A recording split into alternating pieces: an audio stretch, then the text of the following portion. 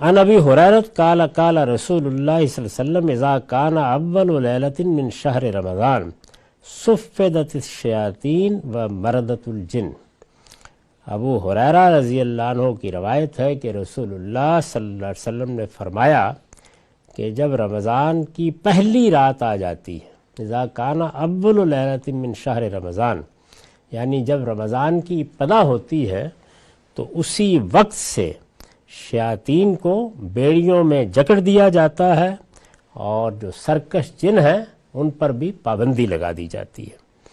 یہ ظاہر ہے کہ عطف الخاص علی العام ہے، یعنی شیاطین جن اور خاص طور پر جو ان میں سے سرکش ہیں ان پر پابندی لگا دی جاتی ہے۔ اس کی وجہ کیا ہے، اس کی حکمت کیا ہے، اس میں اللہ کی کیا عنایت ہوتی ہے، وہ میں پیچھے بیان کر چکا ہوں۔ وغلقت ابواب النار، اور جہنم کے دروازوں پر تالے ڈال دیے جاتے ہیں۔ فلم یفتح منہا باب، کوئی دروازہ بھی کھلا نہیں رہنے دیا جاتا۔ وہ فتحت باب الجنہ فلم یغلق منہا باب، اور جنت کے دروازے کھول دیے جاتے ہیں اور کوئی دروازہ بھی بند نہیں رہنے دیا جاتا۔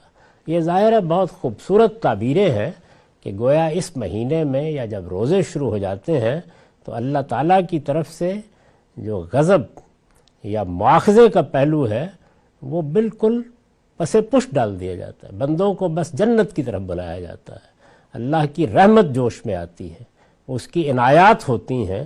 یہی در حقیقت وہ تعبیر ہے کہ جنت کے دروازے کھل گئے ہیں، نیکی کا، خیر کا، اللہ سے تعلق کا ایک غیر معمولی ماحول ہے جو پیدا کر دیا جاتا ہے۔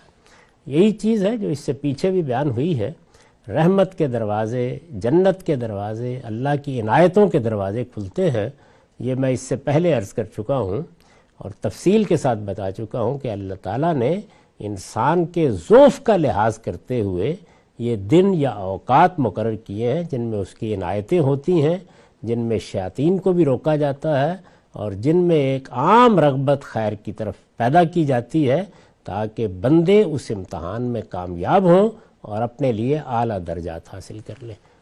ہم مشکات المصابیح کی کتاب الصوم کا مطالعہ کر رہے ہیں۔ ابو ہریرہ رضی اللہ عنہ کی روایت زیر بحث ہے جس میں انہوں نے وہی بات دہرائی ہے جو اس سے پہلے بعض روایات میں بھی گزر چکی ہے کہ رسول اللہ صلی اللہ علیہ وسلم نے فرمایا جب رمضان کی ابتدا ہوتی ہے، رمضان کی پہلی رات آتی ہے تو شیاطین کو بیڑیوں میں جکڑ دیا جاتا ہے اور اسی طرح سرکش جنوں کو بھی۔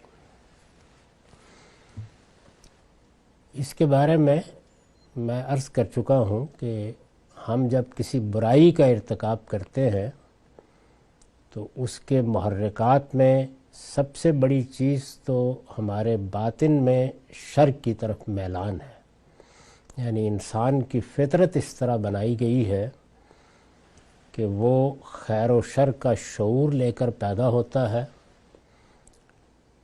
اور شر کے لیے بھی داعیات اس کے اندر رکھ دیے گئے ہیں اور خیر کی طلب اور خیر کی قدر و قیمت بھی اسے بتا دی گئی ہے۔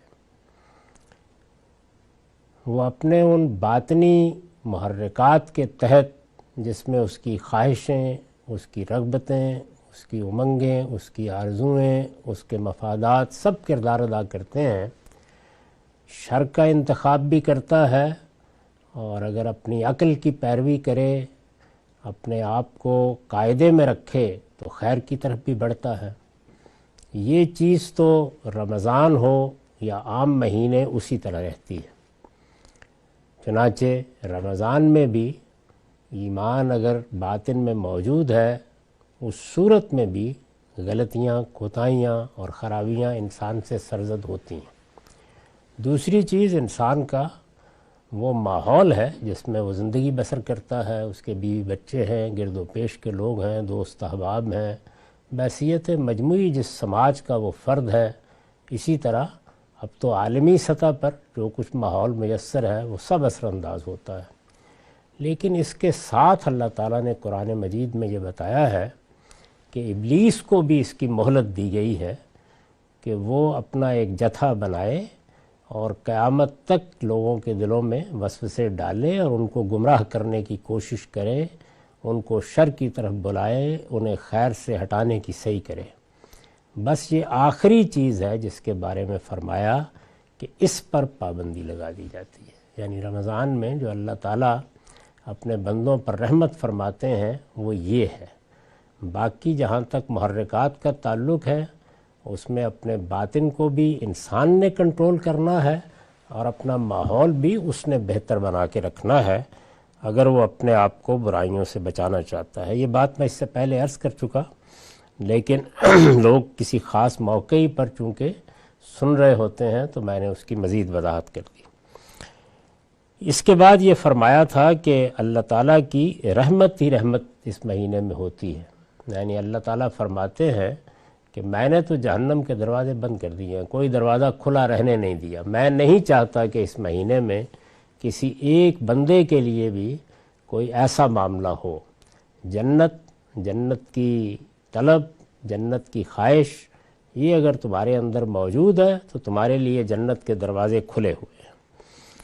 اس کے بعد یہ فرمایا کہ وہ ینادی مناد، یعنی جب یہ مہینہ آتا ہے تو ایک منادی کرنے والا منادی کرتا ہے۔ ظاہر ہے کہ یہ دو پہلوؤں سے اس طرح کی تعبیریں اختیار کی جاتی ہیں۔ ایک تو یہ کہ اللہ تعالیٰ کے جو قوانین ہیں اپنی رحمت کے، لوگوں کے اعمال کی قدر و قیمت کے، ان کی طرف التفات کے، وہ گویا زبان حال سے پکارتے ہیں۔ دوسرا یہ کہ اللہ کے فرشتے ہیں، وہ بھی بہرحال آسمان سے زمین والوں کے لیے اس طرح کی منادی کرتے ہیں۔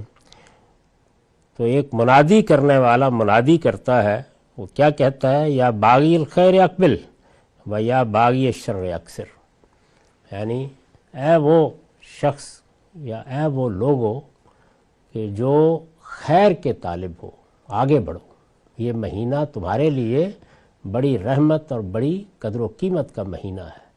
اس میں شیاطین بند کر دیے گئے ہیں اور اس طرح سے وہ محرکات کم ہو گئے ہیں جو برائی کی طرف بلانے کا ذریعہ بنتے تھے۔ کوشش کرو کہ اپنے آپ کو خیر کے سچے طالب بنا کر وہ سب کچھ حاصل کر لو جو اس مہینے میں تمہارا پروردگار تمہیں دینا چاہتا ہے۔ اور شر کے طالب سے کہا جاتا ہے کہ یا باغی شر اکثر، یعنی تم اب اپنے قدم روک لو۔ یہ مہینہ خیر طلب کرنے کا مہینہ ہے، یہ نیکی کا مہینہ ہے، یہ اللہ کی طرف رجوع کا مہینہ ہے، یہ بندوں کے ساتھ حسن سلوک کا مہینہ ہے، یہ اللہ کی راہ میں انفاق کا مہینہ ہے، یہ اپنے آپ کو تقوی کا خوگر بنانے کا مہینہ ہے۔ تو نیکی خیر اس کے طالب بنو۔ وَلِلَّهِ عُتَقَاءُ مِنَ النَّارِ، اور فرمایا کہ اس مہینے میں اللہ تعالیٰ اپنے بہت سے بندوں کو، بلکہ یہ کہا جا سکتا ہے جیسے کہ آگے بیان کیا وَذَالِكَ كُلَّ لَيْلَةٍ، یعنی ہر رات اپنے بہت سے بندوں کو جہنم سے نجات دیتے ہیں۔ ظاہر ہے کہ یہ اسی قانون کے مطابق ہوتا ہے، یعنی بندے آگے بڑھتے ہیں، اس ماحول سے فائدہ اٹھاتے ہیں، اللہ کی طرف رجوع کرتے ہیں۔